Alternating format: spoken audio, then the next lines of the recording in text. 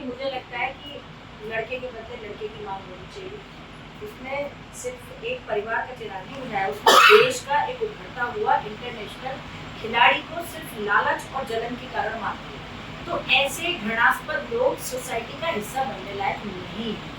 देखिए ये बाहर आ ही जाएगा जिस हिसाब से इसको, मुझे लगता है कि इसमें बहुत सारी कमियां रही, इसका तो एनकाउंटर होना चाहिए, हो जाना चाहिए था। अभी एक इंटरनेशनल खिलाड़ी को इसने इतना कोल्ड ब्लडेड मर्डर किया, इसका एनकाउंटर होना चाहिए था, नहीं हुआ तो अब हो जाना चाहिए। हम यहाँ से सारी महाकालियों की तरफ से मांग करते हैं, उस माँ को तभी शांति मिलेगी जब जिस लड़के ने इतनी घृणास्पद साजिश करके उसके बच्चे को बिना बात, निर्दोष बच्चे को मार दिया, इसका एनकाउंटर होना चाहिए। और देखिए यदि ये नहीं कुछ इस तरह से करें, क्योंकि छोटी मोटी धाराओं में तो ये निकल ही जाएगा, फिर ये बच्चे को और इसकी माँ को न्याय नहीं मिलेगा। यदि स्थिति ऐसी बनती है कि भाई नहीं हमारी बात सुनी जाती है तो सारे ही मिलकर हम बिल्कुल पूरी तरह से चक्कर जाम कर देंगे, कमिश्नरेट बिल्कुल बंद कर देंगे। कमिश्नरेट से फिर कोई बात ही नहीं कर सकता, अगर हमारे बच्चे की सुनवाई नहीं हो तो कुछ नहीं है, सीधी सी बात है। तो लड़के के बदले में लड़का चाहिए, इससे कम पे हम में से किसी कोई संतुष्टि नहीं, किसी भी प्रकार का मुआवजा तो हमें बिल्कुल ही नहीं चाहिए।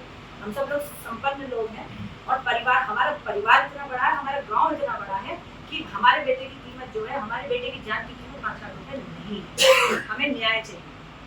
क्या ऐसा तो नहीं कि खोरा वाले मामले की वजह से वो 5 लाख उसको दिया गया तो यहाँ भी 5 लाख देकर के और मतलब थोड़ा सा उसको इग्नोर करने की कोशिश की गई? ये मृत आत्मा का अपमान है। मुआवजा मांगना किसी भी बिरादरी के लिए और परिवार के लिए अपमान की बात है। आपको बदला मांगना चाहिए। क्यों? क्योंकि आपके बच्चे की कोई स्वाभाविक मृत्यु नहीं हुई है, आपके बच्चे को मारा गया है।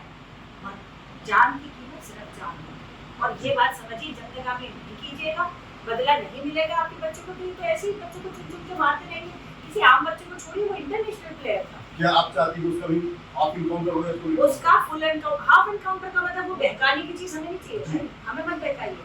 और बात सुनिए, रही बात सूर्या की, अगर इतने छोटे बच्चों के मन में इतनी घृणा भरती गई, आप समझिए इस चीज को कि मुसलमानों के मन में काफिरों के प्रति, और जो ये इस तरह की बिरादरी है, जो मतलब आप इतने साल से सोशल जस्टिस के नाम पे सुनते आ रहे हैं, कुछ बिरादरियों के प्रति लोगों के मन में घृणा भरती गई है, उस घृणा का परिणाम है।